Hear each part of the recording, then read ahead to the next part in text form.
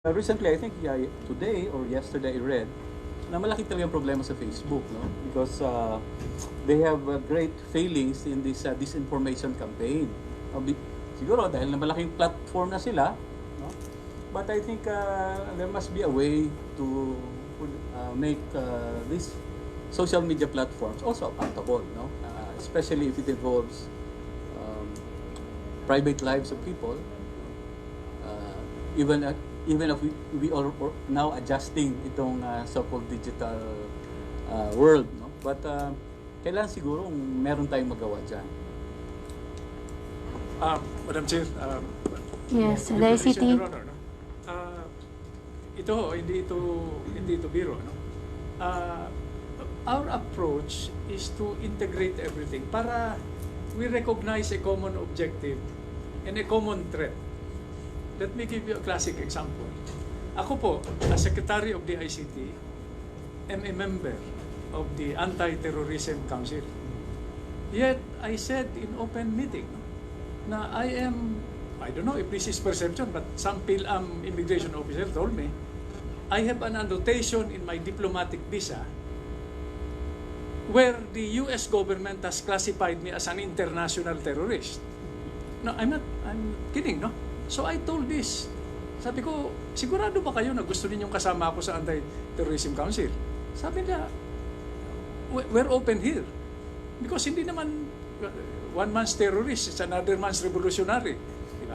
So that should be, I think, what our approach to this problem of data privacy. Now, the good news is under Commissioner Liboro. By the way, he is our gatekeeper.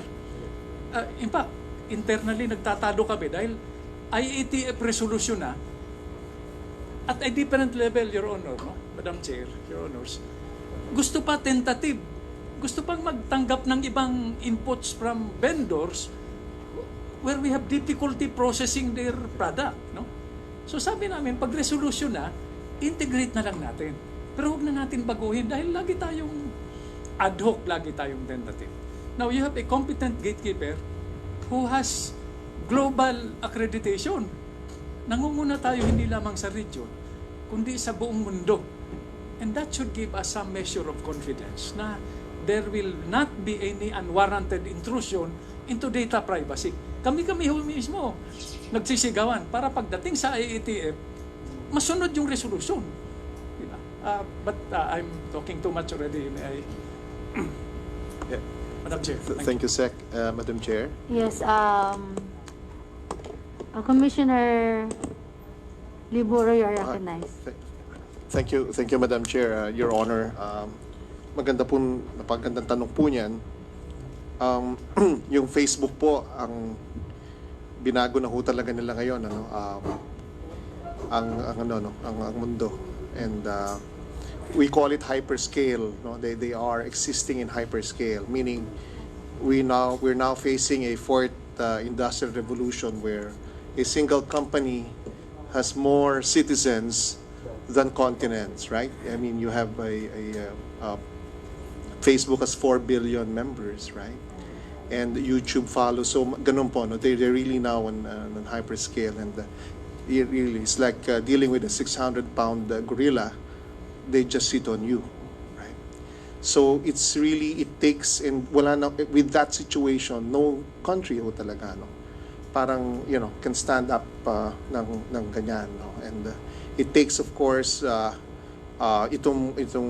again, I go back again to ngayon ho yung global privacy community and na is banding together in recognition of that, no? Even kasi yung malalaking bansa, no matter how you find them, they just pay them. And they don't stop, right? Hindi naman ho sila nalulugi eh. So even the Federal Trade Commission meted them fines, they just pay them, right? We are a part of advertising in our region is one of the biggest. Indonesia's malaking sometimes nga ako, minsan nga nag-joke ako noon, sabi ko, what if ipasara natin ang Facebook, no? Parang ganyan yung no? Yung isang company natin dito sa Pilipinas, di ko na lang babanggitin, ang sinabi niya, Commissioner, seryoso ba kayo? Sabi ko, bakit? 90% ho ng advertising namin nasa kanila na. So ganun na ho sila ka-endemic. But hindi ho sinasabi na hindi naman tayo, na helpless po tayo. Right? So, then again, we deal with them. Ang kailangan hinahanap lang natin sa kanila ay yung responsiveness nila. We are one of very few countries that have issued compliance orders. A compliance order against Facebook. Right? And we did that. No? After yung isang investigation namin showed, no, na mukhang kailangan kayo mag-institute pa ng better dito, right? So, you know, we win some, we lose some, but ultimately nagbibigay din usot. Kumbaga sa term natin yung democratic space lumalaki, nagkakaroon po tayo ng boses sa kanila. Like example, you now have a person that we can really na pwede pong kausapin sa Facebook dito po sa ating bansa, no. Sa iba hong jurisdiction, kailangan mo mag-email lang sa kanila, wala hong front facing, no. So again, yun po yung mga nakukuha po natin from them. So having said that, yung pong community standards po, hindi ho tayo nagpapakasya lang doon, Mr. Congressman. And we look, and again, even who dito sa case nitong huli, no? With sinabi nga nila, it may not violate the community standards, but definitely we are looking at other aspects of yung ginagawa rin po nila, which is hindi rin katanggap-tanggap sa atin. So in the case, for example, nga then I go back to yung case nga ho kanina, may mga imposter accounts, yung mga ganyan, may not violate them, pero kung nangyayari yan, and it definitely casts a doubt on Filipinos dun sa services nila, then they must be very clear with that. If we cannot protect you in that, then they put that na we cannot prevent you from magkaroon ng imposter account. So, I will be, yung pong dealing with them, right? We have to be, we of course, we enforce our own laws. We also link arms with other jurisdictions. So, unti-unti, and hindi naman po, yung Facebook din, the past 5 years, since Mark Zuckerberg, di ba, nadawit sila, sumabit po sila doon, has been instituting also, itong mga privacy features nila, reinforcing it. Now, you can actually have control of your in Facebook, yung privacy features niyan to better protect yourself. So definitely in the future, ano bang kulang sa Facebook? Siguro kalaban. Pag meron talagang lumaban din sa kanila, and they know that, right? They know that na once mawalan ng tiwala ang tao sa kanila, yun malaking kalaban nila, mawalan ng tiwala sa kanila. And then matatalo sila. But right now, yun naman po, Congressman, hindi po natin sinasabi na, hindi po tayo umaatras sa kanila. We just call it, lalo pag meron ganito, napaparating naman natin sila kaagad sa kanila. Nakakapag-institute tayo ng reforms, kumbaga, dun sa mga, or changes also in this policy. So, when we were, young as we are, we have always stood up against itong Facebook, but we deal with them again in a manner na alam natin na Filipinos are here, pero they also recognize us na we are serious when we bring cases to them. I hope that helps, Congressman. Madam Chair. Secretary, you recognize. Wala naman akong time limit yung resource persons. Wala naman. Okay. So I cannot napakahalaga ho sa amin dito dahil I noticed that when you manage the hearings, like yung mga tanong ni Honorable Kaloy, analog muna tayo, very quickly. Ang tingin ko, itong terrorism, itong cybersecurity, para hong corruption yan No? I'm not justifying corruption. No? Corruption is serious, we must confront it frontally. But to me, it's more a breakdown of control mechanisms. So ano ho ang approach, Your Honor? For starters, amend the local government code. Amend the auditing code. Amend the internal revenue code. Analog pa po yun, para we can reduce yung what falls through the cracks. Let's go digital. let's amend the rules governing digital revenue, digital accountability. We have devolved authority and responsibility. Nakalimutan nating i-devolve yung wherewithal, yung resources to back up what we talk. No, let's walk our talk. So these are control mechanisms that we can institute even in a digital world that will prevent unwarranted intrusions into data privacy. And dapat ho colorblind ang approach natin dito eh. Ang kadalasan lang kasi we reduce it to partisan political considerations, and to top it all, we use hyperactive media. Di ba? To infringe on, pag tinira ka na sa 6 o'clock news, baliwala na yung due process and the rule of law. Todas ka na. Pati yung mga anak mo. That's our lament from where we sit. No? And I've looked at this also from another branch of government. And maybe that these are policy directions beyond the budget that we can continue to hammer on para we can strengthen our control mechanisms at maiwasan natong samaan ng loob. No, we are a nation at war with each other. Sorry, Madam Chair. Yes, I agree. I think this is the time, no, My for Yeah. us to level up. Yeah. My last concern, Madam Chair. Thank you, Mr. Secretary, Commissioner Libor. I hope na talagang matingnan din natin yan. Dahil I observe, compared to Twitter, ang Twitter kasi is, minsan ipa-flag ka pa nila if your tweet is, will offend sensibilities of others. But sa Facebook, although recently, nag-take down sila ng maraming fake accounts, that's good, but we really have to engage them, no? Dahil napakalaki na nila, baka they will be, gaya ng nabanggit mo, wala kasi silang kalaban. No? But moving to my final concern, Madam Chair, sa NPC, no? Recently, yung National NTC, Telecommunications Commission already announced that they will take back the frequencies assigned to ABS-CBN dahil wala lang ang franchise, no, na naibigay sa ABS-CBN. Despite previous assurance supposedly of NTC na hindi sila mawala sa ere, nawala rin sila sa ere, despite the assurance that their frequencies will not be touched in the meantime, ngayon binabawi na because of the absence of a franchise. So my question, Madam Chair, to NTC, what will happen now to these frequencies? No? Saan na ito i-assign itong mga frequencies na ito, Madam Chair? NTC, Commissioner, ano ba? Actually po, ang pag-assign kasi ng frequency, Madam Chair, sa atin is through a quasi-judicial process. So, ano po yan, nababasa po kasi natin sa newspaper, nababanggit po sa media, that will be for public bidding in human. It's a quasi-judicial process, yung mga entities that have franchises can start filing their applications. And actually, Your Honors, kahit nga po nung araw yung mga nakafile na applications, at pending na rin po sila para po nakapili.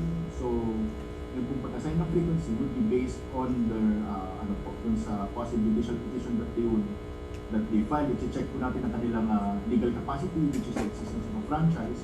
Number 2, yung kanila pong financial capacity, kung kaya po lang pangatawanan yung gastos po ng pagpapatayo ng isang station, radio or TV station. At pangatlo po ay yung kanilang technical capacity. I-check din po natin yan. Magsasabit po sila ng kanilang mga plans and programs, but that's on the technical side po. Thank you, Madam Chair. Just a follow-up. So, as we speak now, Mr. Commissioner, ilan na po yung pending applicants for these available frequencies? And if I may add, how many frequencies are still available for now all over the country? Actually po, TC. Depende po kasi ang pag-apply po kasi ang quasi-judicial is per area po. For example, if you're talking about, Madam Chair, if you're talking about Metro Manila, for example, actually hindi lang naman po channel 2 ng ABS-CBN na available. Pagkatas po ng analog shut-off yung sa digital TV, magkaroon po tayo ng mga 5 or 6 po na na available eh. Ngayon lang po, kaya po masigip siya dahil po nagkakaroon po tayo ng simulcast po ng analog TV at saka digital TV. Pero pag nawala na po yung simulcast, luluwang po siya, magkaroon po ng mga 5 or 6 na available. Yun pong mga nag-file na po as early as 2007, 2016, mga naka-file na po ng mga applicants. Hindi ko lang po maalala yung complete list, but I can give you yung mga naalala ko. Nag-file na po ang CBCP or ang kanila pong entity is Radio Maria po ata yun. Nandun na rin po ang DZRH or yung pong DZRH po na group na radio group. Tapos nandun na rin po ang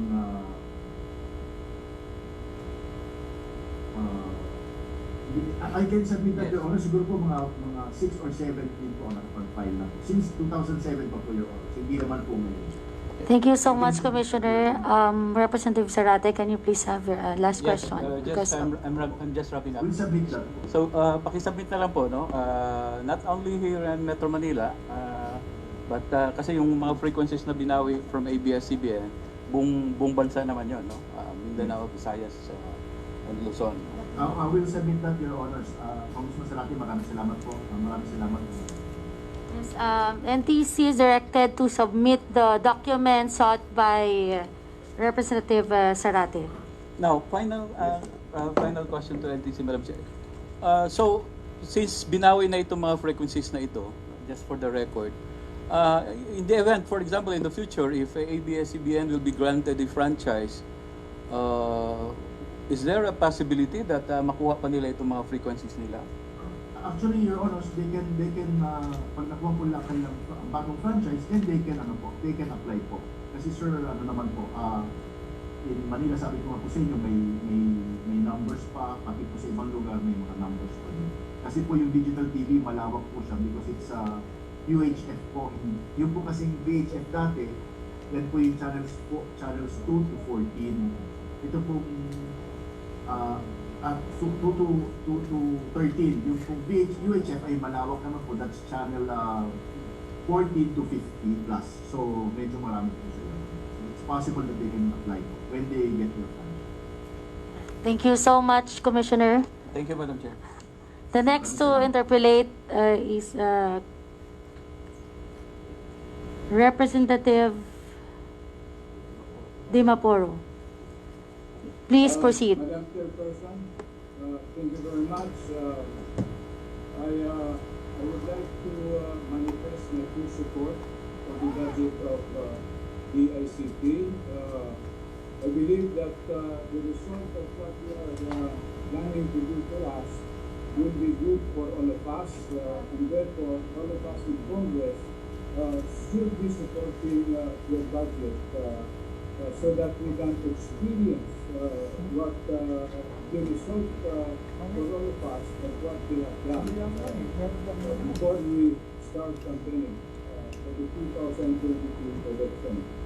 And I think we should confirm, Madam Chairperson, it's about 21 billion pesos that was taken out of the BPM from the profession. I hope we can support that so that they can fully address the plan that we have and do it faster than the budget that they now have. Now I'd like to ask Madam Chairperson, I understand that from the northern part of our country to the southern part, we will be putting up a line and that they can reach faster for the province if they put up, I just want to check if this is correct, if they put out a road bank, is that what you call it? Road bank. And Madam Chair, I'd like to know how much will this cost so that we can prepare for it in the province of Lamig North. The ICT.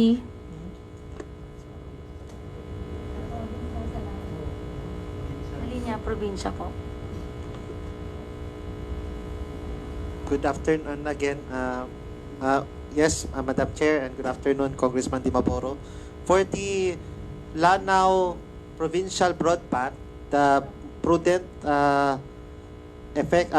prudent effort should be that we will send our DICT regional cluster officer in Lanao to scope properly the proper bandwidth requirement as well as the fiber optic requirement to light up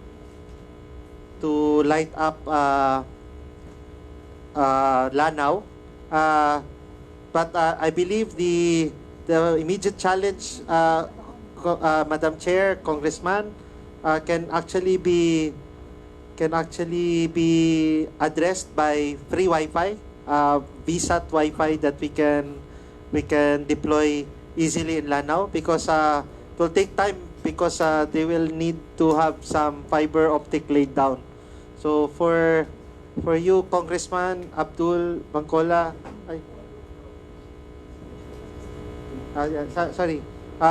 Abdul Bangkola is now assigned to the BARM, and we can now have them scope properly Lanao province as well as also the free Wi-Fi needs for Lanao.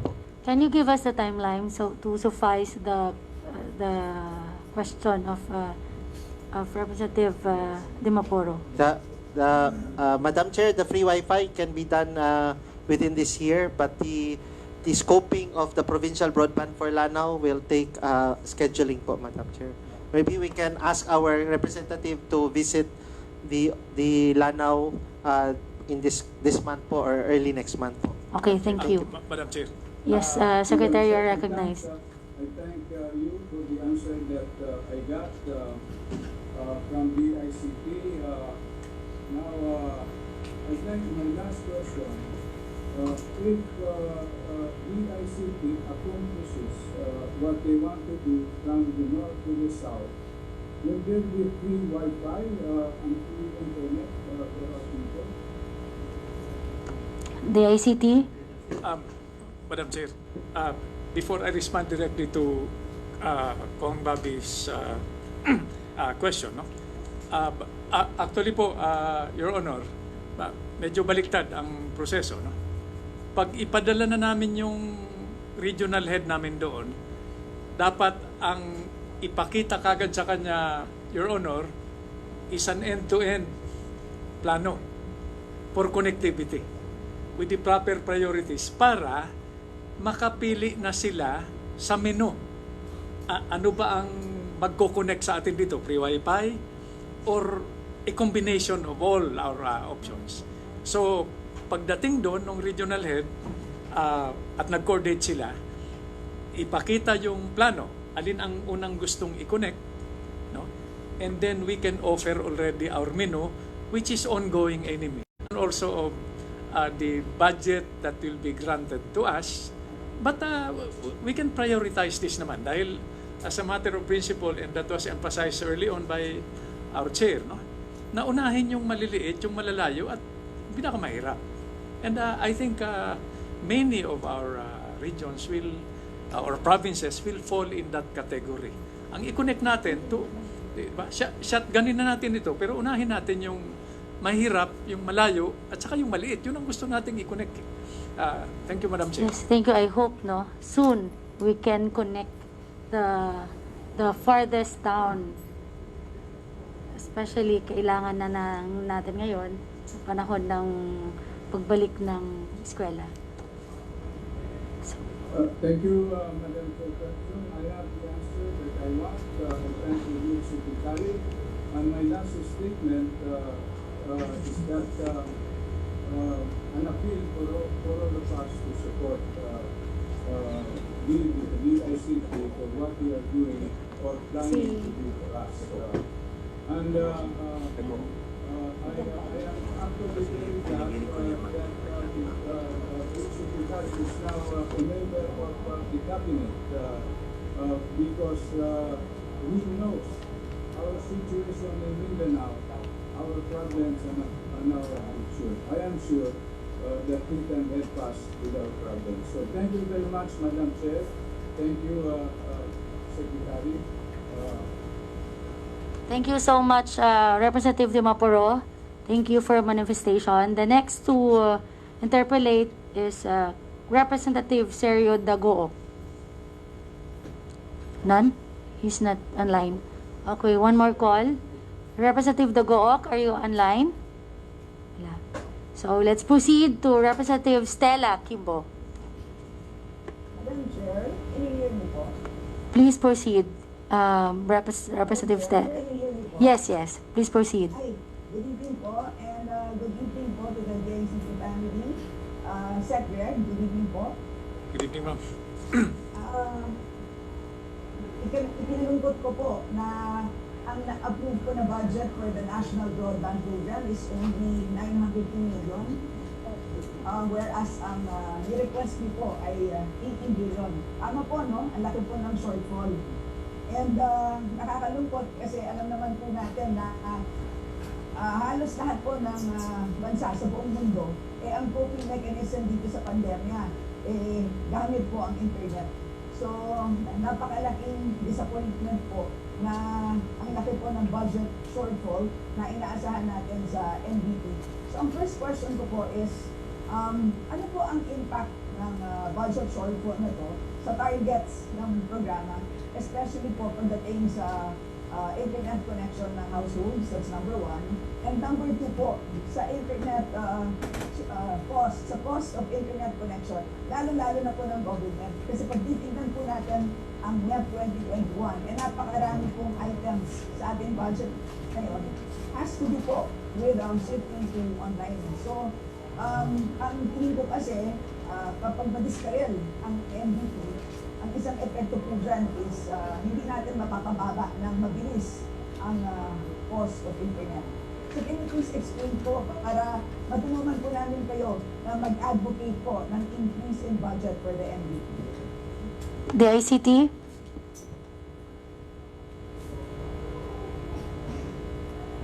Madam Chair, Congresswoman Stella, I'll go straight to a very simple mathematics, no?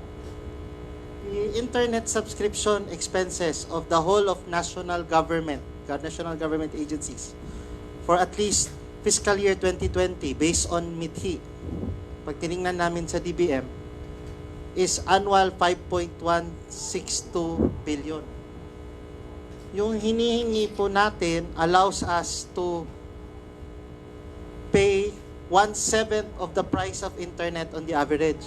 That's a so kung meron sana nating national broadband, easily natipid natin 4.27 billion. Yung 18 billion na yon, bawi natin yun kaagad in 3 to 4 years. So, now is the time. Now is the time to build the national broadband. Bawi ka na nga doon pa lang sa savings on internet. Hindi pa po natin ma-compute, Madam Chair, Congresswoman Stella, yung economic impact pa nan.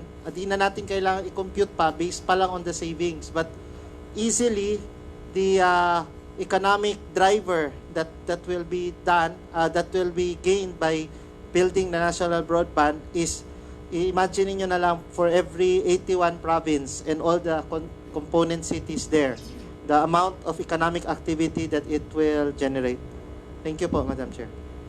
Sayang na sayang pala, Madam Chair. So, ano pong impact nito sa pag-face po ng pag-implement ng NBP? So, ilan years ang magiging delay ng pag-complete po ng inyong plano? The ICT. Madam Chair, kung 1 billion a year lang po, opo, nasa mga 11 years nga po. Ganun po ba? So, sige po, pagtulungan po natin yan. Baka sakaling magamit natin ang datos na yan para po maka-advocate po tayo ng agarang pag-increase po ng budget para sa NBP. And Madam Chair, before I move on to NTC for my next question, kukunin ko na rin ang pagkakataon na to, Madam Chair, para pasalamatan ng DICT dahil po sa lahat po ng effort na binigay po nila para po magkaroon ng internet connection ang mga public schools po sa district po ng Marikina City. So sa ngayon po ay sinisigurado po ng DICT na fully wired po ang mga public schools sa amin. So maraming salamat po, Secretary. And ngayon po, I will proceed po to NTC for my last question po. Commissioner, good evening po. Since nabanggit niyo po kanina yung katagang competition in the market when you were referring to the telcos. Importanteng concern na to. Kumusta na po ang status ng MOA ninyo with the Philippine Competition Commission? Yan po ba ay nasignan na? NTC? Yes, ma'am. I think it was already signed po, ma'am. But marami po kasi mga MOA kami ano po kaya yung in particular? I can check, ma'am. I think we already signed. Well, siguro, just for context, so ako po ay nanggaling po sa PCC. At since 2016 po ay talagang tinatrabaho po namin yung MOA with NTC. So, importante na may MOA ang PCC at NTC dahil MOA na yan ay isa pong naging malaking balakid po sa lahat po ng effort na in-exert ng PCC sa pagpapalawig ng competition po, lalo-lalo na po sa telco sector. At alam naman po natin, dahil dalawa lang po silang players po dyan, ang kawalan ng competition po, ang siya pong nakaka-apekto po. Siya po ang nagiging dahilan kung bakit napakabagal ng ating internet, napakamahal pati. And nasa PCC po ako, pasensya na po, pero ang mga effort na sinubok pa namin para po mapaganda ang competition po dyan ay ang naging obstacle po namin ito pong wala pong MOA with NTC dahil in other words nagkakaroon po ng problema sa jurisdiction pagdating po sa competition matters. So I just checked an hour ago with PCC kung napirmahan nyo na po ang NTC, ang sabi po sa akin ay hindi pa.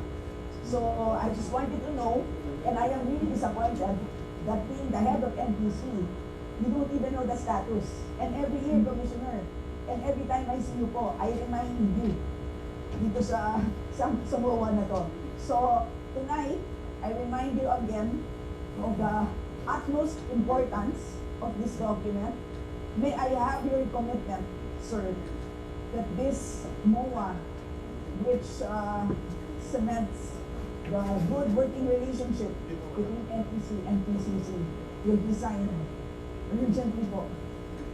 Yes, ma'am. I would check, ma'am. Meron po kasi kami napirmahan. I couldn't remember lang po kung details. Actually po, during the third telco meeting, I very much in touch po kami with the PCC, and actually yung pong part dun sa terms of reference tungkol po sa competition, ang gumawa po nun ay ang I think the one who's very active there was Commissioner Bernabe. So I will have to check that, ma'am, and we will sign po. Wala naman po ito. Hindi ko lang po maalala. Meron po kasi akong na-sign before na MOA when I attended an event with the PCC dito po sa Ortigas. But I will follow it up po sa kay Commissioner Bernabe, which is the one getting in touch with us for Telcomat. Kasi kung meron pong balakid dyan, Commissioner, pwede nyo naman po ipaliwanag dito sa atin ngayon. At ako na po mismo ang magpapaliwanag sa kanila kung merong isang structural na problema at hindi dapat mangyari yan. Pero kung sa tingin ko naman, tingin natin ay wala, inaasahan po natin na sana po sa lalong mabilis na panahon, yan po ay finally po masign na po. So yun lang po. Yes, Madam Chair, for members of the actually po, in coordination with the PCC po, malaki po ang tulong nila sa amin when we did the terms of reference for the bidding for the third telco player. Actually po, because of that bidding with the help of PCC, ay mapapansin po natin that in 2018, 2019, and 2020 ay bigla pong tumaas ang capital expenditures ng mga incumbent telcos po. For example po, because of the entry ng third telco and yung competition po, tumaas po siya from ang nag-glow po from 43 million noong 2019, in 2018 naging 63 million po noong 2019. And then ganoon din po yung smart from 58 million naging 70 million. So billions po pala yun. So because of our cooperation with the PCC, kaya po nangyari. So I will contact PCC ma'am for that MOA. Thank you very much. Thank you, NTC. Representative Kimbo, can you please wrap up? You have already consumed your 3 minutes. Madam Chair, maraming salamat po. Thank you so much, Representative Kimbo. The next to interpolate is Vice Chair Matugas. Akala ko, Madam Chair. Yes, what's your... This is Congressman Kuya.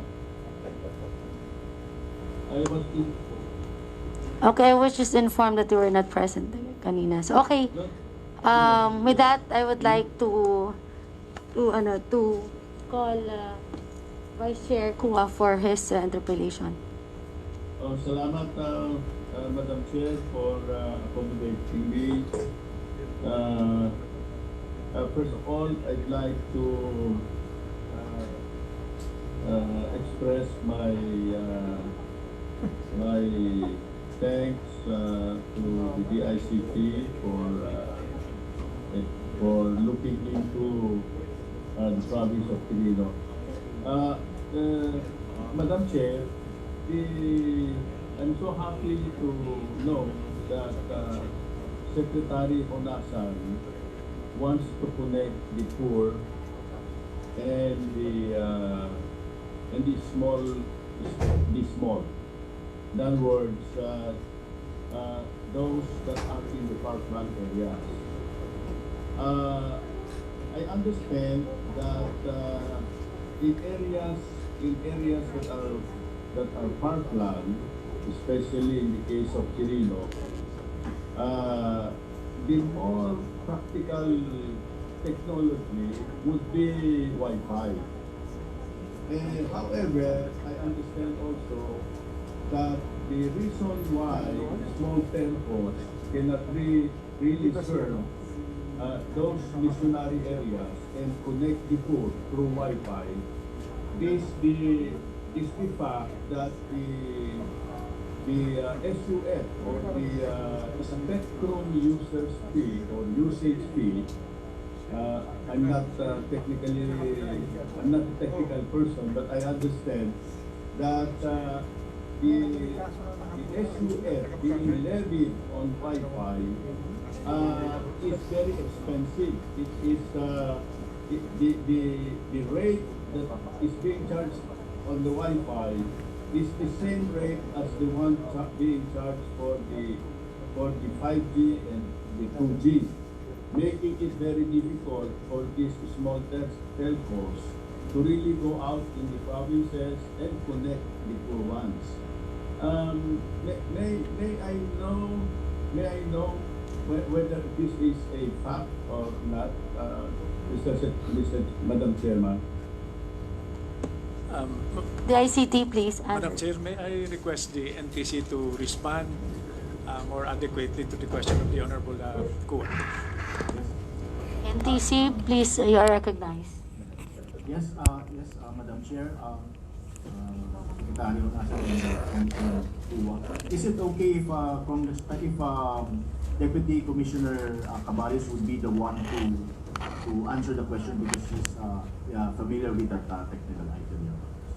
Deputy Commissioner Cabarrus. Commissioner Cabarrus, you are recognized. Cabarrus. Thank you very much, Madam Chair, and good evening po, runners. The Wi-Fi or the frequencies within the Wi-Fi band, the SUF, if it is used as an access network, is 500 pesos per year for speed not greater than 11 Mbps, and if it is higher than 11 Mbps, it's 1,000 pesos per year.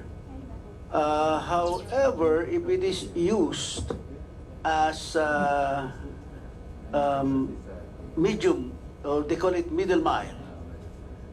It is a different computation of SUF, Your Honors. The SUF rates for Wi-Fi access, as I have mentioned earlier, is 500 and 1,000 pesos. But if it is used as a link, radio link between the access network to the national network, the SUF, Your Honor, is similar to the SUF for radio links, Your Honor, which is quite high. Mataas po yun. If there would be changes in the SUF, it would require public hearing, Your Honor, because there will be amendments to existing rules. So it would take time for the commission to revise or amend existing MCs. But the use of Wi-Fi for us, Radio Link, Your Honor, is not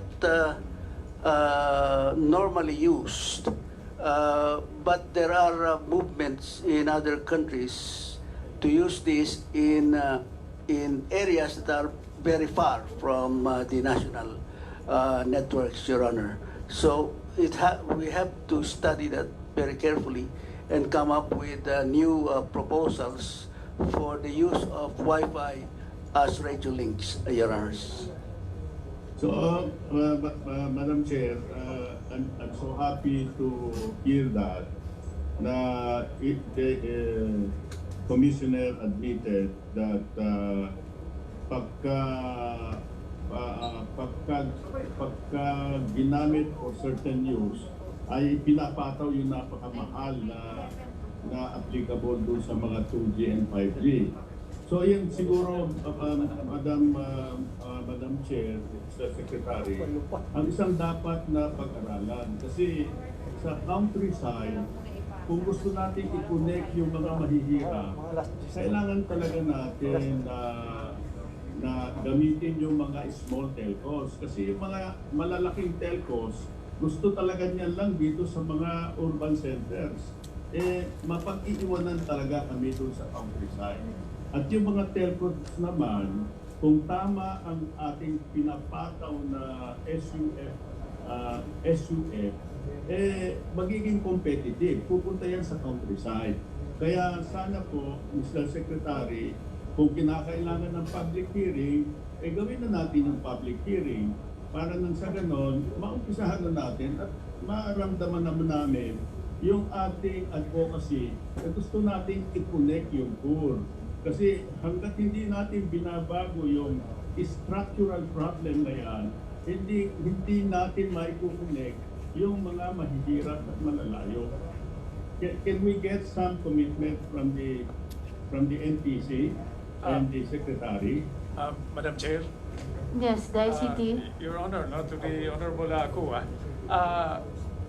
Kompo, you have our commitment. That's why we are contemplating expeditiously on a spectrum management policy. Actually po, we are already getting the commitment from what you mentioned earlier, no? Yung smaller players na nagko-consolidate na po ngayon para maabot yung pinakamalayo. By the way, Your Honor, no? Madam Chair, Your Honors, lahat po ng opsyon tiningnan na namin, including an underutilized innovative use of satellites para mawala na yung line of sight problem. Magugulat po tayo dahil bigla na lang kaming nakatanggap ng impormasyon na yung maliliit na binabanggit ninyo, nationwide na ho yung iba sa kanila. That's why ang ginawa ho namin, Your Honor, no, Madam Chair, is kinausap namin yung malalaki. Sabi namin, pwede ba, without violating your corporate confidential objectives, sabihin lang ninyo sa amin kung nasa na kayo umabot para hindi na namin ulitin yung ginawa ninyo at kumonek na lang kami dun sa middle mile at last mile para mapuntirya na natin yung pinakamaliit na pinakamalayo katulad po ng probinsya ninyo, no? Yung Quirino na talagang bulubundukin. Pag tinamaan ka ng isang maliit na hill, wala na yung signal mo. So that's what we're doing. But anyway, to respond to your question and very important proposal, Your Honor, Madam Chair, you have our commitment that we will do this as expeditiously as possible. And I'm not even making it contingent on the support, the budgetary support that you will allocate to your DICT and your MPC. Hindi ho ito kaliwaan. We will do our best and we will take off from your suggestion. Salamat po, Your Honor. Salamat po. Madam Chair. Salamat po. Siguro within a period of 1 month, pwede na po, ano? Secretary Greg. Maraming salamat po. Salamat. Thank you so Madam much, Chair. Vice Chair Kuya. The next to interpolate is Vice Chair Matugas. Thank you, Madam Chair. Naririnig po ako. Yes, please proceed. Thank you, Madam Chair. Magandang gabi po, Secretary Greg and the DICT family. Magandang gabi po. Mag-continue lang po ako dun sa na-discuss ni Asik Manny kanina. Nasabi po niya na sa midweek ng 2021, no, nasabi ni Secretary Wendell, represent niya during the budget presentation, nasa 5.1 billion yung expenses on internet recurring, internet subscription, di ba? Pero yung pong 5.1 billion na yun, para lang po yun sa national agencies, di po ba? Hindi pa kasama ang local government units. So kung isama po natin, baka aabot po ng 10 billion or more. No? Secretary, Madam Chair. Madam Chair, Your Honor, The ICT. kung Bingo, tama po kayo. Kaya hindi ko kami nagrereklamo, nagsusumbong lamang. Baka sakaling pwede nyo ko kami pagbigyan. Dahil totoo, pag-usapan yung mga middle mile, last mile, kailangan lang namin malaman kung hanggang saan na yung mga ibang player.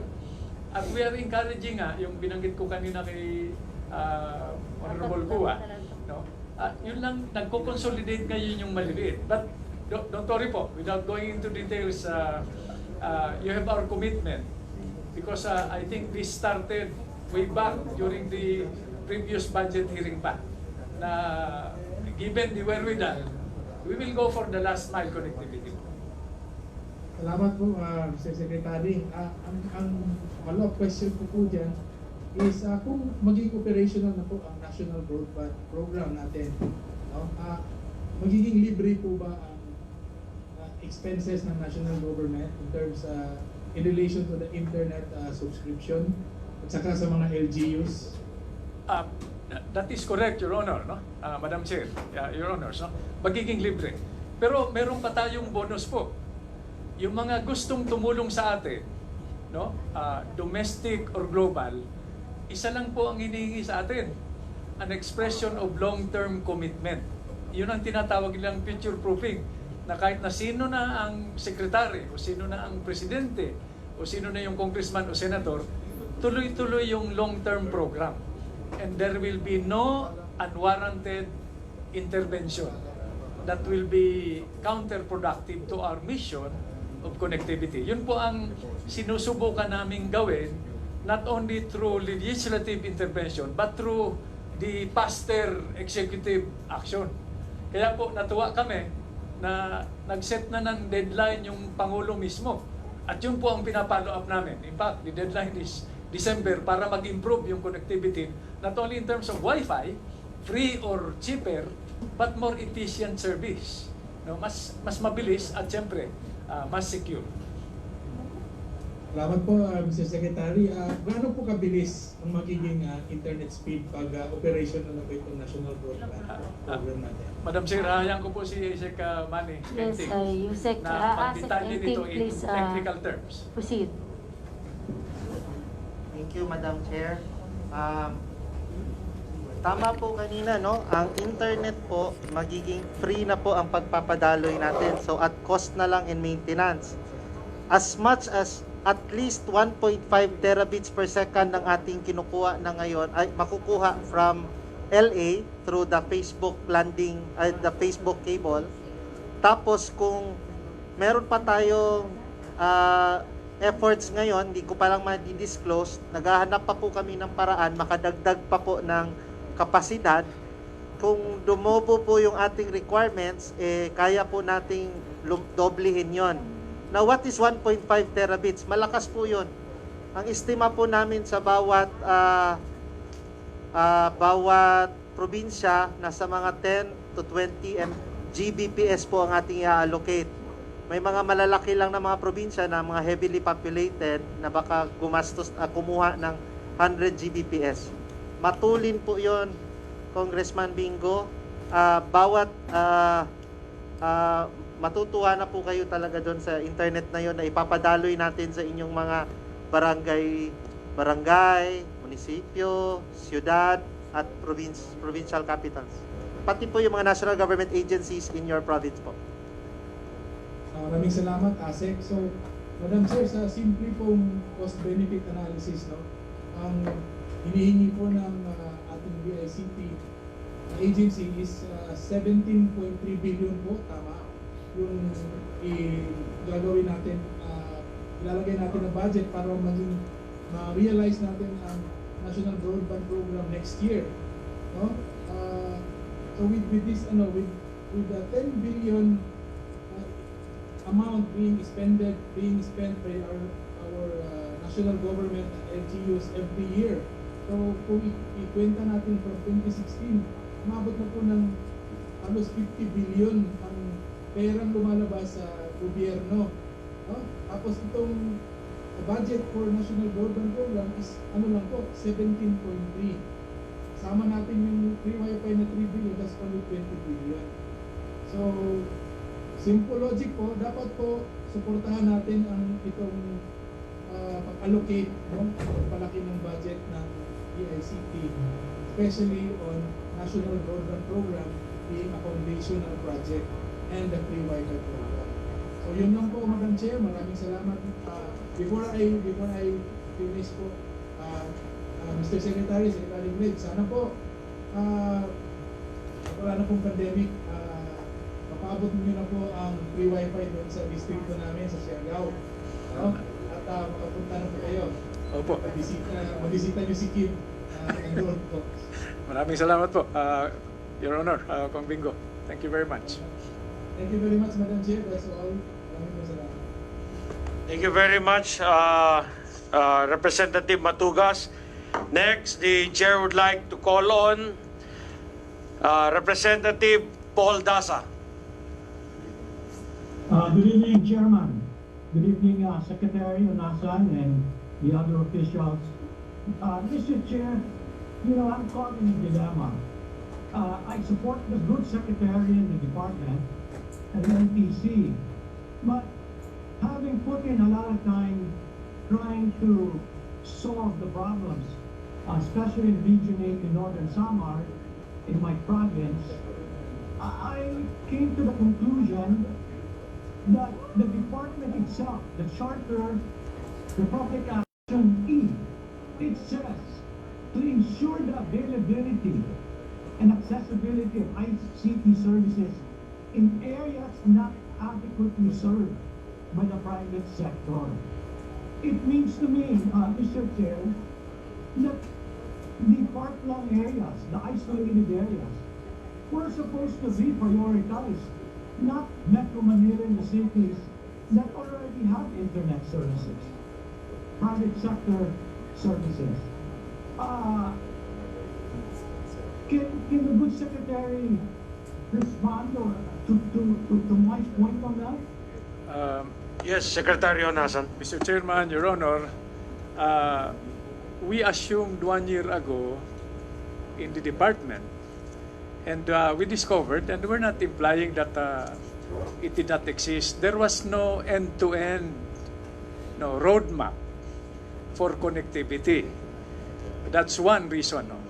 Second po, it appears that the appreciation for connectivity in terms of information and communications technology was sorely lacking in the government sector. We opted to go for infrastructure, things that we can touch, roads and bridges, And this was happening even before the pandemic. Now, we are faced with a situation where the only way forward is to digitize connectivity. I'm not saying we should have done this yesterday, but it's better to start now than not to start at all.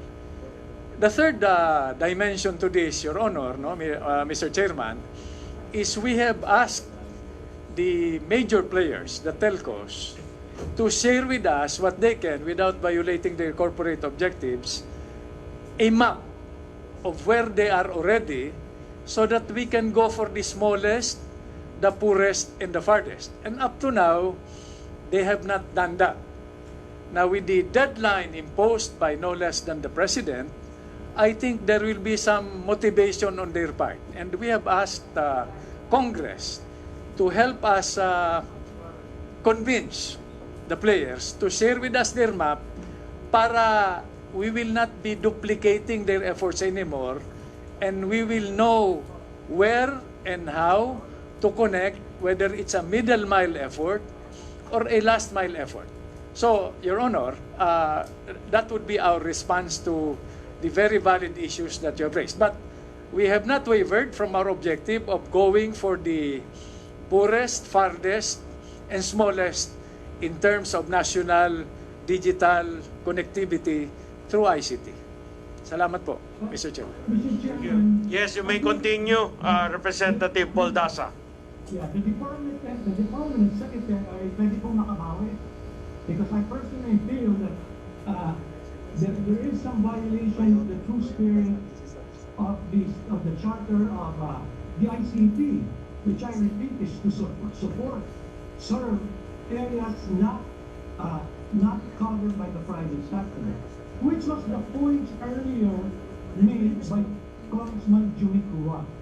Secretary Honasan, may I ask you to please write what I'm going to say right now? That's an NTC Memorandum Circular 0909 of 2003. If you have your lawyers take a look at that memorandum, pasok na pasok po sa sinabi ni Congressman Kuya na if you use that circular for the Wi-Fi technology, that will serve the poor and the far areas, because I surveyed, I talked to a few small telcos because of our frustration, because DICT has been late in implementing the free public internet access, the Public Act 10929. I spoke to a few small telcos and I found out that if NTC implemented the 2003 circular, as an example, the SUF fees, what we call the spectrum user fee, for 9 barangays would be 200,000 per year. But what NTC is insisting is to use an older memorandum circular called 1010-1997, which is the spectrum user fee for licensed frequency. Yung po yung 2G, 3G, 4G. Ang Wi-Fi technology, iba po yun. Kung gusto po natin tulungan yung mga mahihirap at mga malalayo, gamitin po natin yung NTC 0909-2003. Nung kinumpare po, nakiusap po ako sa mga small telcos, as an example, the service, if we use the NTC 2003 circular,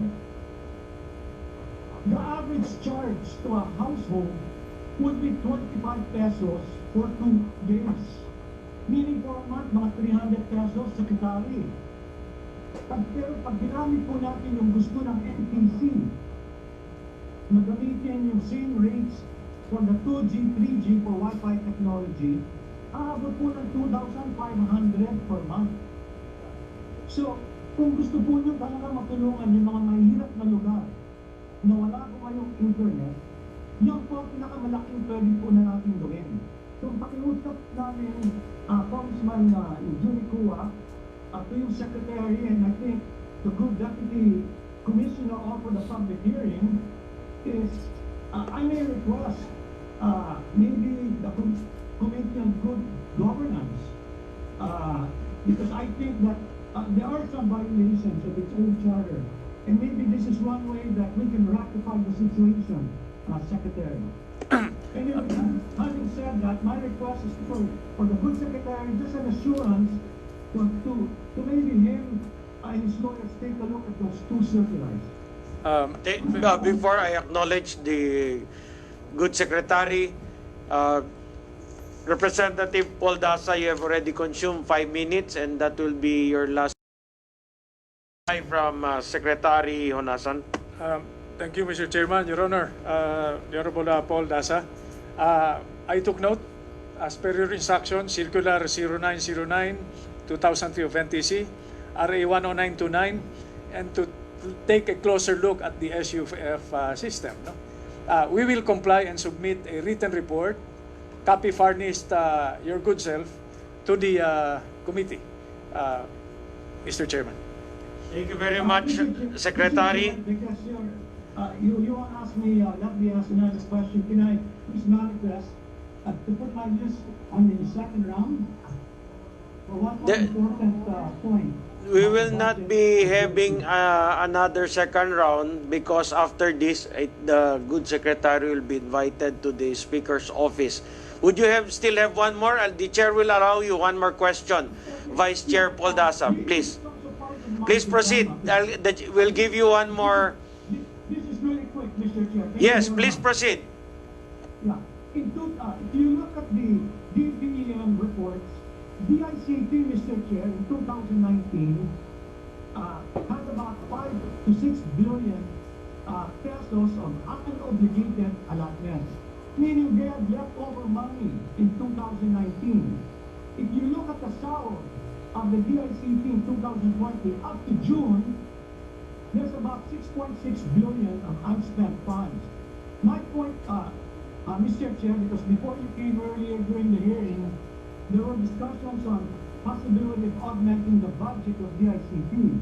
My point is, the problem of Secretary Honasan may be because their obligation rate and disbursement rate is very low, and that's why BBM cut their budget. And I think the good secretary should take a look at his money, which is, I estimate, at least 7-8 billion pesos left this year, and crack the whip with his officials, because their problem is implementation and using the money. They have money right now, Mr. Chair. That's all, Mr. Chair. Thank you very much, my fellow Vice Chair Paul Dasa, Secretary Honasan. Mr. Chairman, Your Honor, the Honorable Paul, with your very important suggestions, although we take full responsibility even for the underutilized funds that we came upon when we assumed that the ICT. But having said that, no excuses. We take full responsibility and we will comply. Your Honor, Mr. Chairman. Thank you very much. Mr. Secretary. Yes, thank you, thank you, Representative Paul Daza. Next, the chair would like to recognize Representative David Suarez.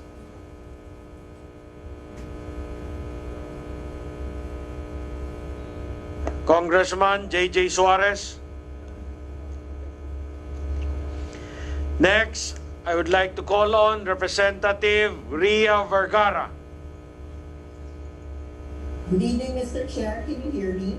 Yes, we can hear you. Please proceed. You have 3 Mr. minutes. Chair, my first question, Mr. Chair, is to the NTC Commissioner Cordova.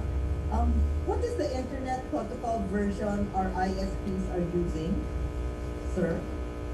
I think, Your Honor, we're using IPv6 right now. How come, Mr. Chair, when we spoke to Globe, they said they're still in IPv4? They answered incorrectly. We're all in IPv6, and according to this website that I'm looking at, it says that the Philippines is still using IPv4. Your Honor, can I ask Deputy Commissioner Caballos to expound on it? The chair would like to recognize Deputy Commissioner Cabarrios. Mr. Chair, there was CICT, if I'm not mistaken, a circular, even an executive order mandating government to move to IPv6, and the private sector, the transition to IPv6 is based on markets, and that's the reason why there are now entities that has adopted IPv6, but still most of the companies are still in the IPv4. We have adopted the policy then of market based approach. So let the market dictate when they will be moving to IPv6. We know for a fact that IPv4 addresses are very, very limited, and IPv6 addresses are almost unlimited. So the tendency really, market would dictate that they will all move to IPv6. Thank you, Mr. Chair. I'd just like to ask, because who's the gatekeeper? From my understanding, IPv4s and our experience here in my city is we cannot catch, like for instance, this child pornography rings, because when the NBI looks at the IP address, you have a whole group of houses, like 3 streets, all using the same IP address, because the internet service provider is still using IPv4. And I was wondering that the NPC, being the regulatory body, shouldn't they be telling these ISP providers to migrate already to IPv6 so that we're not like the target of the cyber attacks, like what happened recently, I don't know, with UCPB, 167 million pesos, they were hacked, and I'm just wondering, why are we allowing the market to dictate something so sensitive that threatens the very security of our broadband internet service? If they can just submit a paper and how long it will take to migrate to IPv6, because it's very, very important. My next question, Mr. Chair, is to the Honorable Secretary, and I saw that in their budget, the DICT only has 11 million pesos for cybercrime investigation and coordination center. How much does the DICT need to effectively do its job to prevent all these cyber attacks and threats? 11 million is such a small amount, Mr. Chair. Secretary Nasan. Mr. Chairman, Your Honor, before I turn you over to Director Cesar Mancao, who is the newly installed Director of the CICC, let me say that historically, Madam, Your Honor, we have been relegated to a reactive mode. The support given to us is not even enough, considering obsolescence, to buy an equipment which will be obsolete by next year. So having said that, we were hoping that in our efforts to educate especially the government sector about the urgency, the importance of cybersecurity, we would be given enough to assume a more proactive role. Right now, Mr. Chairman, Your Honor, we have been busy tracking and identifying possible intrusions into, first, our government portals, transportation, energy, and almost all aspects of our daily life. We have not yet determined what their motivation is. And without going into details, because as a matter of policy, we really do not want to expose our strengths and weaknesses as a nation and as a system to friends or foes. Potentially, we would like to assume a more proactive role by integrating the cybersecurity capabilities of all agencies. That's where we are at now. But let me allow Director Cesar Mancao to give some more detailed explanations, Madam Chair, Mr. Chair. Thank you. The Chair would like to recognize Cesar Mancao. Yes, Mr. Chair, Honorable Representative Ria Vergara, ma'am. For your info, we have an approved NEP for 2021 of 11,670,000, and we are proposing 3,213,559,000. This will be for the purchase of technical equipments, transportation equipment, ICT equipment, computer software, communication equipments, office furniture and equipments, and the building project.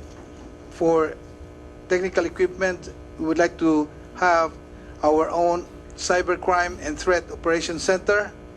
We'd like to put up a cybercrime investigation and detection IS platform and a cybercrime data fusion platform, ma'am. Thank you, Mr. Chair. Thank you. Representative Vergara. Yes, thank you, Mr. Chair. I hope we can do something in Congress to get them this budget. I know, times are hard. There will always be scammers, and our system right now really encourages them to flourish. I mean, for instance, if you lose 1,500 pesos, you think, I won't report it. But that looks small. But if you multiply that with 10,000 transactions a week, that's 15 million pesos. I mean, that's a lot of money, Mr. Chair. So I hope at the right time, Mr. Chair, we can allocate the necessary budget for the DICT. That's all, Mr. Chair. Thank you. Okay, thank you very much, Representative Ria Vergara. Next, the Chair would like to recognize Deputy Speaker Lauren Legarda.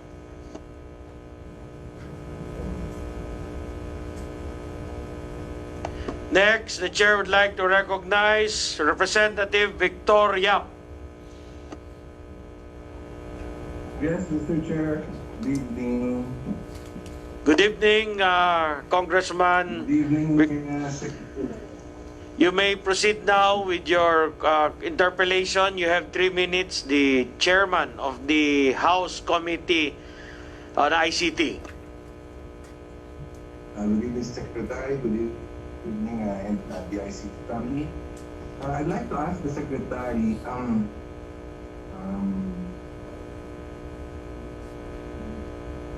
how do we solve now the lack of prioritization, having heard that it's a problem of distribution rather than a problem of supply?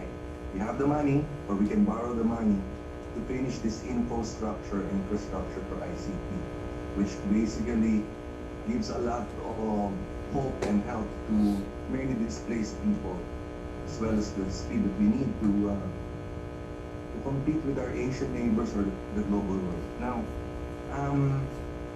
how are we going to do this given that the President gave until December the telcos, and then his Secretary Honasan said, nakikipag-coordinate nga kami, pero ayaw nga nila magbigay. Up to now, it's already almost October. What will happen if the expectations from the President as well as the people in the zone that it was there is not met? How are we going to deal with this bill? But that decision, now the political will that the President has exhibited must only complement the directions, not only as far as the budget is concerned, that has to be resolved at Congress. No? Your DICT can only provide the technical inputs that will allow us to navigate through this problem of whether it's a supply or a distribution problem. But considering the sense of priorities that we would like to incorporate into our decision-making process, maybe your DICT can help by integrating and providing and consolidating the data, the accurate, the complete, the timely data that must be combined with science, so that we can make informed, rational, and intelligent long-term policy decisions. Beyond that, Your Honor, Mr. Chairman, I guess the current COVID-19 situation has provided us with an opportunity to radically change the policy landscape and make it more sustainable. There must be some continuity, and of course, some degree of policy predictability. At the moment, Your Honor, beyond the budget briefing, these are the thoughts that we have tried to incorporate into this meeting. Thank you, Secretary. Congressman Yap. Yes. So there's a lot of loose ends there we might.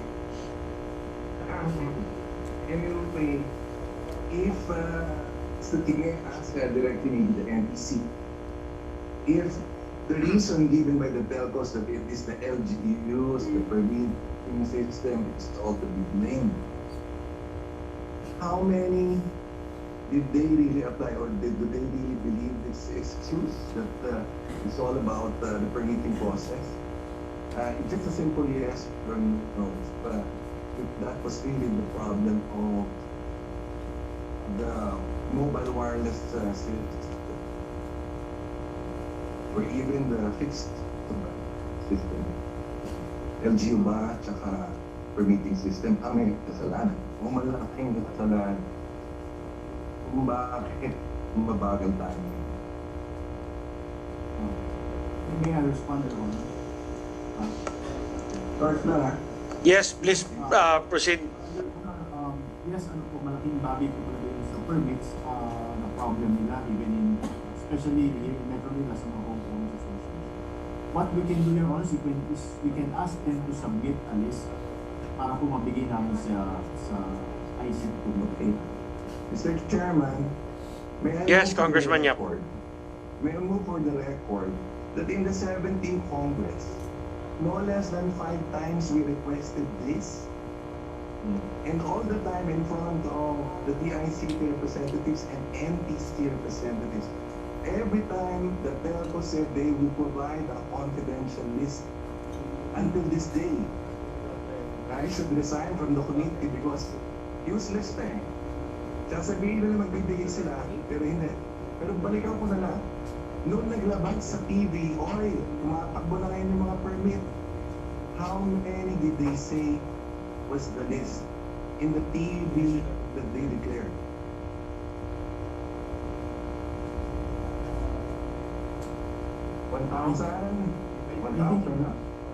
They mentioned 1,000. So as NTC commissioner, how many do you think is the loss or lack of common hours you're targeting to build? Actually, malayo po sa 2,000 na. 40,000? 50? Under about So that is a billion, Mr. Secretary, Mr. Chairman. That the Yes, Congressman Yap. LGUs, I cannot accept them until now, was only an excuse of monopolies that drive their incomes double. I admire the leadership of the President for having seen through this, although he's not technical. I think it's about time things shape up. Yung December na yun, I think nagbuga sila ng bukas. So finally, last policy question, NTC. Kung sa tingin nyo, kulang talaga, walang brand, walang pera. Diba? 17 billion na lang. Matatapos ang presidente, 2021, hindi na matatapos yung national broadband. At least man na makatipid ng gobyerno. At least man na yung mga maliliit na tao magbigyan ng konting pocket data para makapag-apply, makapag-download, makakita ng training sa TESDA. All those things. Kung hindi natin magawa yan, policy question. Since,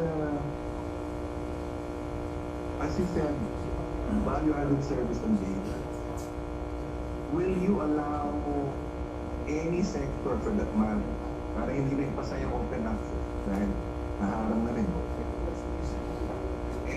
Pahit ba kayo or sabihin na pwede naman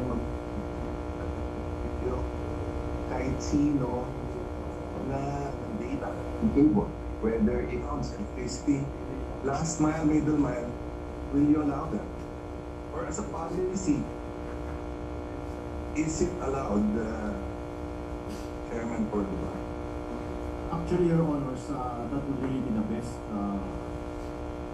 situation. Ang mangyayari lang po is that if we do that, then ang gagawin po ng mga telcos is they will bring it to court. Yun po ang situation dyan because they would use Finally, it's out and admitted at this point, and I'm glad.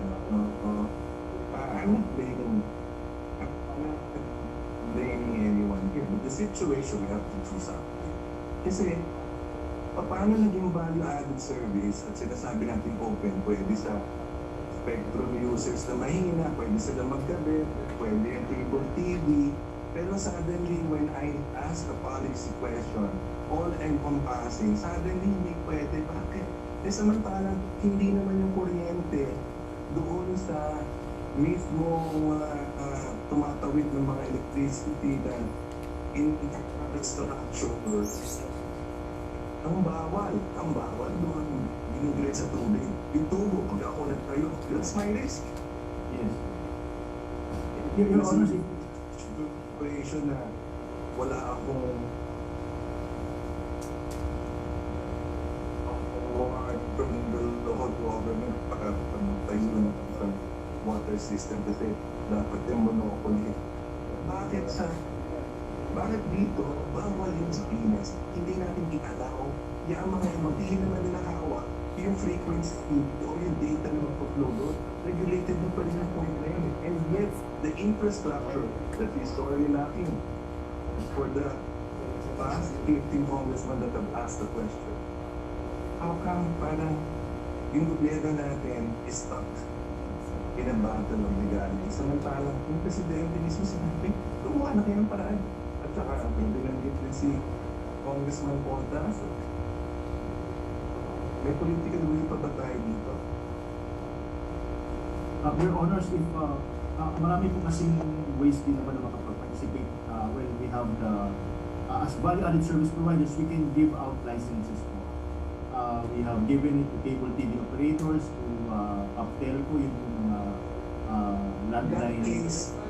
In that case, pwede magtayo ng last mile at middle mile. Yes. Okay. Mr. Chairman, thank you very much. Yes. Thank you very much, Mr. Secretary Chairman. Salamat po.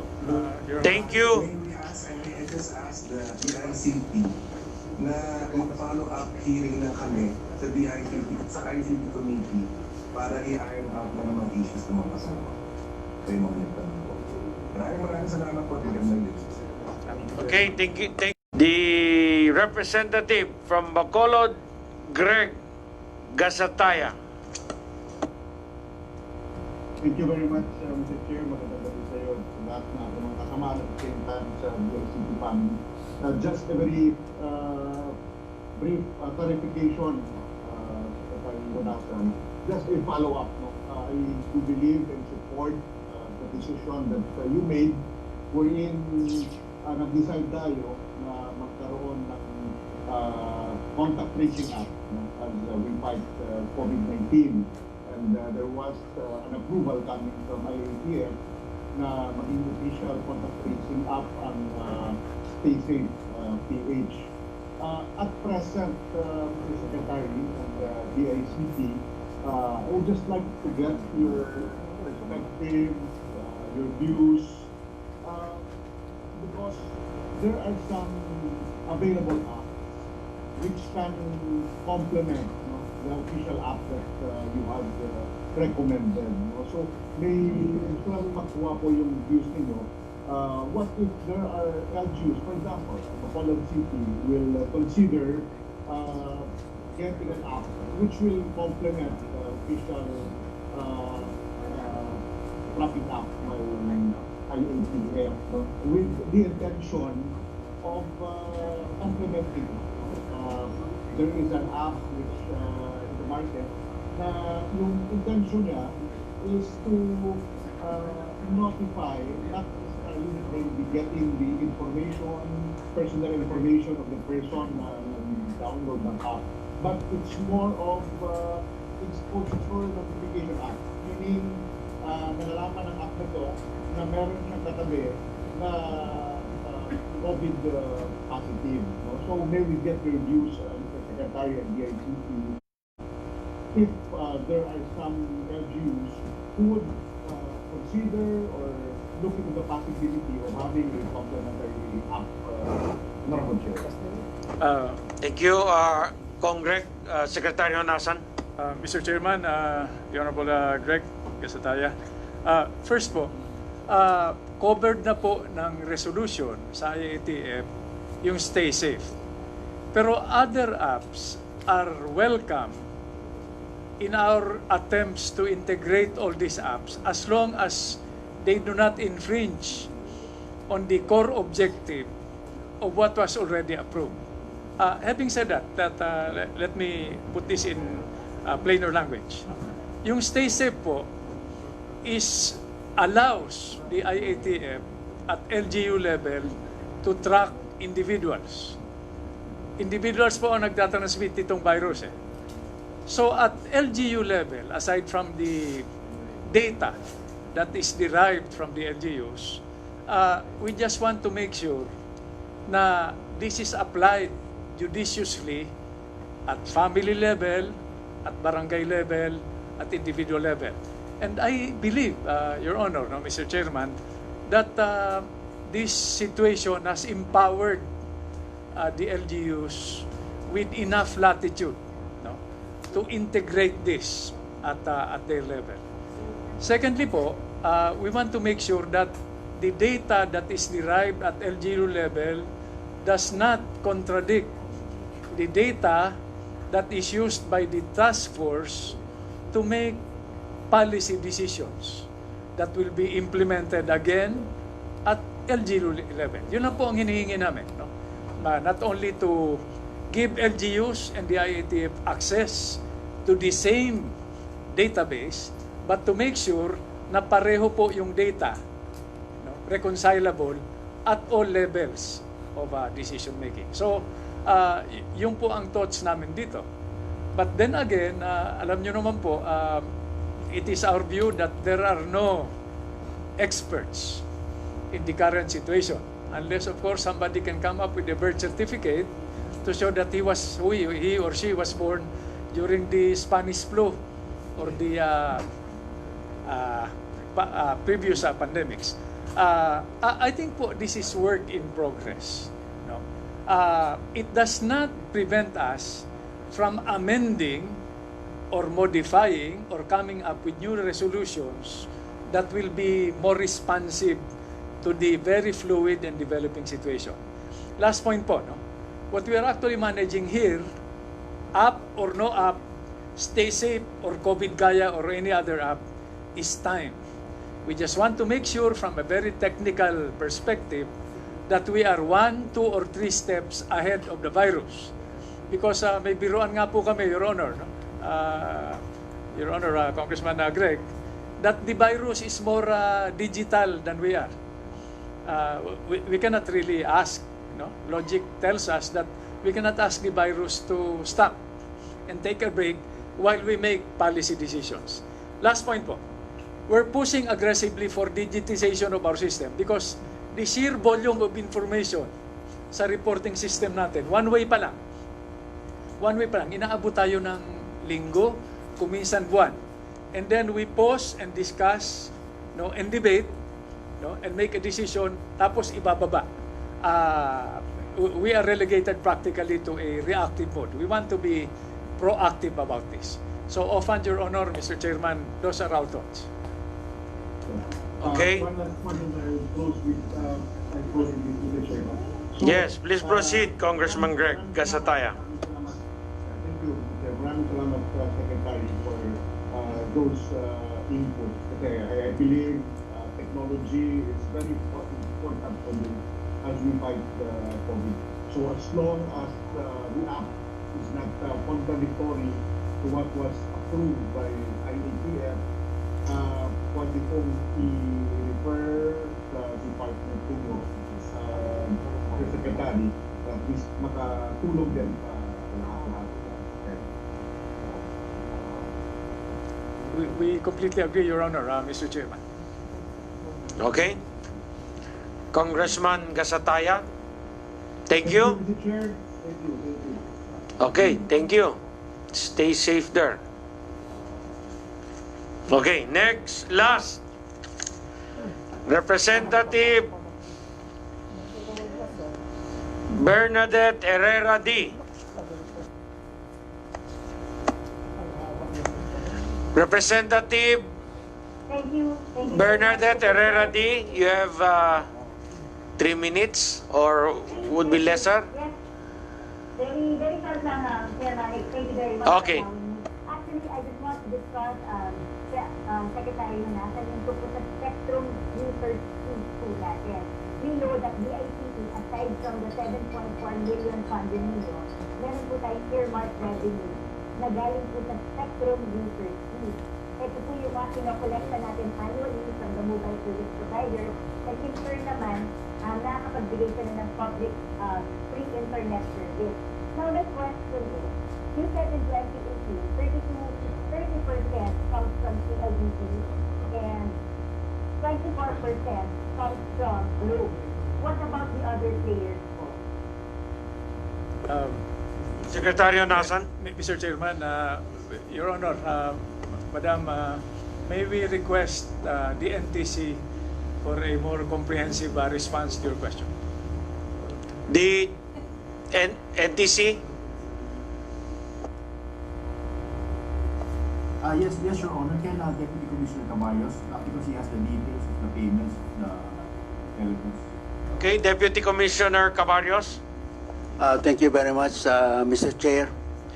The SUF collections, Your Honor, last year we've collected 4.7 billion, and this 4.7 billion po. And this year we're expecting to collect around 4.7. There may be decreases because of the effect of the pandemic, Your Honor, but we are not expecting drastic reduction in the SUF. Globe and Smart, Your Honor, contribute more than 90% of the SUF, Your Honor. Okay, Congresswoman BH. Mr. Chair, nakalagay kasi sa 2020, yung current kanina effect nila is 2.6 billion. It's almost half. Bakit po naging 2.6? Bakit masyadong malaki yung gap? Yun po yung nakalagay sa projected po ninyo. So I hope this is incorrect. So sinasabi nyo 4 billion pa rin yung makapasok sa atin, hindi 2.6 billion as you have projected.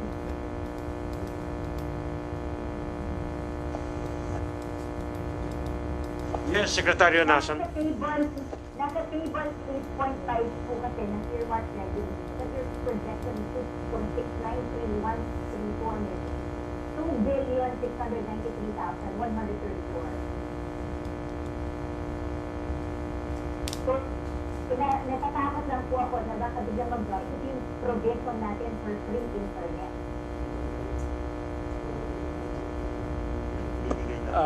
Mr. Chairman. Secretary Nasan. Unang-una po, Mr. Chairman, Your Honor, no? We will try to reconcile this, no, and submit a report to you. Pero dun po sa SUF, hindi ho kami kinukolekta pero hindi ho kami sa DICT binibigyan, no? So, yung po ang mga pagbabago na idinudulog namin sa inyo sa Kongreso para ma-rationalize ito at hindi naman ma-underutilize, no? Pero mapunta naman sa serbisyo. Consider ang objectives of yes. Yes, Mr. Chair, that's the very reason why I asked this question, Secretary Manasan, because I want to have the ICT. Opo. Because the balance is 5 billion. You have a 5 billion balance. Opo. In the earmark revenue. That can be used para palakasin ang internet natin dito sa ating bansa. And we would like to help you. What would we have to amend in order for you to fully utilize ito po yung earmark revenue, itong SEF na dapat mabalik sa taong bayan, doon na lang libre internet at mabilis na internet. So please let us know, Secretary, what we need to amend so we can help you. Yes, ma'am. Secretary Nasan. Actually, Mr. Chairman, yung po ang dinudulog din namin, not only with the other agencies that we collaborate with, no? Let's say DBM has to share this with us para we operate on the same frequency, no? The same data available. Pero ito po, we have no excuses. DICT takes full responsibility. We will reconcile this and submit a report expeditiously. Para, sabi nga ho ninyo, gusto nyo kaming tulungan, kailangan ho tulungan din namin kayo para matulungan ninyo kami. Thank you, Mr. Chairman. Mr. Secretary, Mr. Chairman, thank you very much for the time. And sana rin po may isabit dito sa amin yung breakdown ng actual expenditure ng 2019. Nakakagastos naman po kayo, pero kalahati lang or 1/3 lang na po ang But of course, we want to maximize this, Mr. Secretary, so we can give fast and free internet service for our citizens. Maraming pong salamat. Rest assured, we are one big people, Secretary. Salamat po, ma'am. Thank you, Mr. Vice Chair. Thank you, Larry. Thank you very much. Thank you very much, Representative BH Herrera D. From our count, we are almost 6 hours here for the budget briefing of DICT, one of the most important departments that we really need to help, especially this time of COVID and most especially post-COVID. So I would like to recognize now Representative Julian Baronda from the city of Iloilo. Mr. Chairman, yes, may request lang po kami kung pwedeng panoorin nyo sa website namin yung video. It will be most informative. Yung National Broadband Program. May we respectfully submit that we encourage our... 3 minutes? Anyway, if it's just 3 minutes, the chair would request our technical staff to please play the 3-minute video prepared by DICT.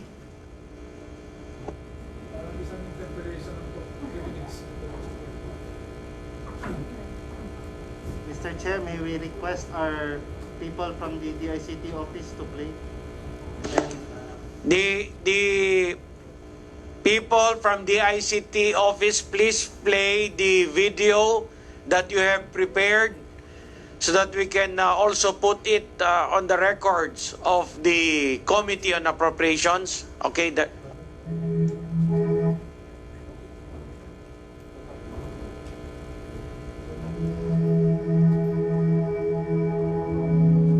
Internet connectivity is vital for government operations and in the delivery of policies. At present, government offices spend around 350 pesos per megabits per second of internet bandwidth per month. This means that an average size agency, which requires 100 Mbps shared internet connectivity across the whole building, spends around 35,000 pesos per month, or 420,000 pesos a year. How can we improve this? The National Broadband Program. The National Broadband Program is DICT's blueprint for acceleration of the deployment of fiber optic cables and wireless technologies for the overall improvement of nation's internet connection in terms of speed, reliability, affordability, and accessibility, as mandated by President Rodrigo Roa Duterte. The NBP also aims to bring equitable communications technology infrastructure to the unserved and underserved communities and other remote and far-flung areas of the country. Thanks to the implementation of the National Broadband Program, the Philippine government can have cheaper and more reliable internet soon. How will it work? Through the Landing Party Agreement with DICT, BCDA, and Facebook last November 2017. The Luzon Bypass Infrastructure Project will connect fiber optic cables in Baler, Aurora and in San Fernando, La Union, providing the Philippine government with bandwidth of at least 2 terabits per second. The tripartite agreement with DICT, the National Grid Corporation of the Philippines, and the National Transmission Corporation also provides the government indefeasible right of use and or access to approximately 6,000 kilometers of spare dark fiber spanning across the country, including certain vacant lots, tower spaces, and related facilities. Through rigorous feasibility studies and planning, the DICT has crafted an efficient and practical strategy to roll out the National Broadband Program, dividing it into multiple phases with immediate yields. With NBP Phase 1, the DICT will activate the cable landing station in Baler, Aurora and connect to the NGCP node in San Fernando, La Union through the Luzon Bypass Infrastructure. DICT will then activate and light up 4 DICT nodes and 15 NGCP nodes that will connect the various DICT equipment. From there, we will be able to provide bandwidth to nearby GovNet clients and free Wi-Fi beneficiaries. Through the NBP, the government can avail of internet at a significant cheaper rate at around 50 pesos per Mbps per month. With this, an average office would now only spend 5,000 pesos a month or 60,000 pesos a year for the same bandwidth, saving the taxpayers' money that can be used for other programs and projects and improving social services. This is just for a single office. The DICT will cover hundreds of government offices within Phase 1 of the NBP, saving the government an estimated 720 million pesos on the first year of the implementation alone.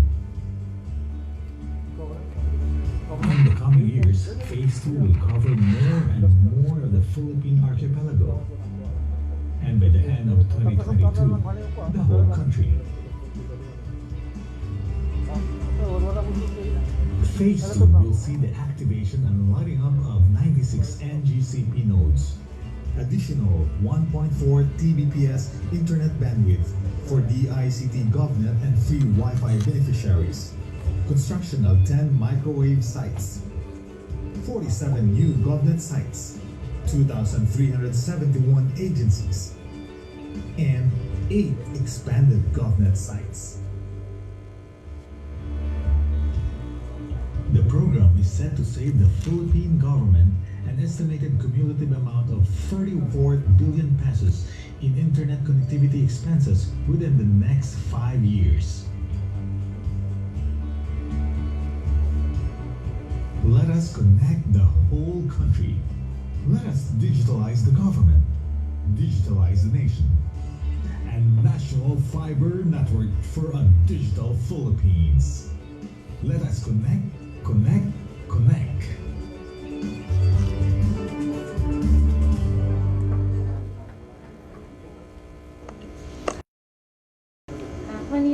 Okay, thank you. I'd like to congratulate DICT for that very nice video. Probably we could also play it, especially so that our constituents can see and understand, because it's very important that people in the provinces, especially those who would want to understand ano ba yung national broadband program ng DICT. So, mas lalong maiintindihan nila. NBP, National Broadband Program. And with that, Representative Baronda. Thank you so much, Mr. Chair. I would just like to thank our good Secretary Honasan, for always being responsive, supportive to all, if not all of my requests, no?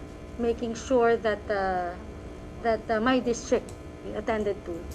Sasabihin ko lang po na sinabi pala ng DepEd superintendent namin, na only 15% of the learners from the public school can afford the online or distant learning.